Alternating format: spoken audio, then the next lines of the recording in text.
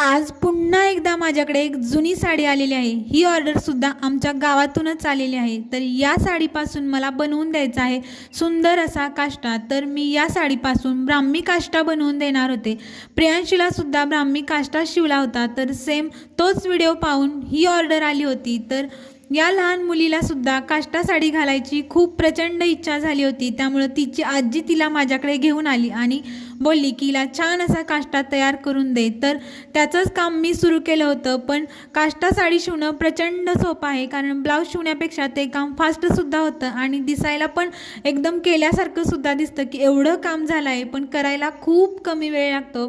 तर काष्टा साडी शिवताना कोणती काळजी घेतली पाहिजे? काष्टा साडी शिवताना आपण पूर्ण उंची कमरेपासून पायापर्यंतची घ्यायची, कारण हीच उंची आपल्याला पदर काढताना सुद्धा उपयोग येते। कारण याच उंचीच्या दुप्पट पदर आपल्याला घ्यावा लागतो, तरच तो पदर कमरेपासून आपल्या पाठीमागपर्यंत पुरेसा उंचीचा होत असतो। त्यामुळं पूर्ण उंची सगळ्यात जास्त महत्त्वाची काष्टा साडी शिवताना असते। तर लहान मुलींचं ब्लाऊज शिवणंसुद्धा खूप सोपं असतं। हा 1 टक्सचा ब्लाऊज शिवला होता, तर याची पूर्ण उंची 8.5 होती। लहान मुलींची गळारुंदी मात्र मी 2 इंचच ठेवते। प्रियांशीची गळारुंदीसुद्धा 2 इंचच ठेवली होती, त्यामुळे तिचं शोल्डर अजिबात उतरलं नाही। ही प्रियांशीपेक्षा थोडीशीच मोठी होती, त्यामुळे हिची गळारुंदीसुद्धा 2 इंचच ठेवली होती।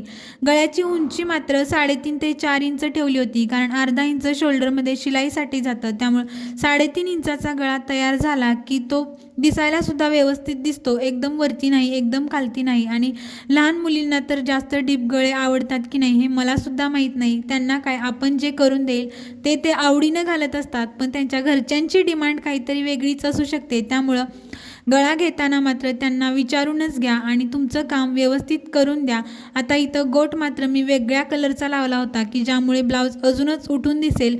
त्यांनी मला काही ब्लाऊजला लेस लाव असं सांगितलं नव्हतं, पण लहान मुलांची काय इच्छा असते, आपण अजून थोडंसं सुंदर दिसावं एवढीच। तर मी माझ्या मनानंच पाठीमागच्या गळ्याला एक छान अशी लेस लावून दिली होती। तर छान असं छोटंसं ब्लाऊज तयार झालं। मला तर हे ब्लाऊज पाहून खूप हसू येत होतं, कारण एवढं छोटंसं ब्लाऊज शिवायला थोडीशी टिप मारली की लगेच व्हायचं। तर मला जास्त मोठी ब्लाऊज शिवायची सवय लागली आणि तयार झालेली साडी तिनं घातल्यानंतर कशी दिसते कमेंटमध्ये नक्की सांगा। तिला तर प्रचंड आवडली। तुम्हाला आवडली का?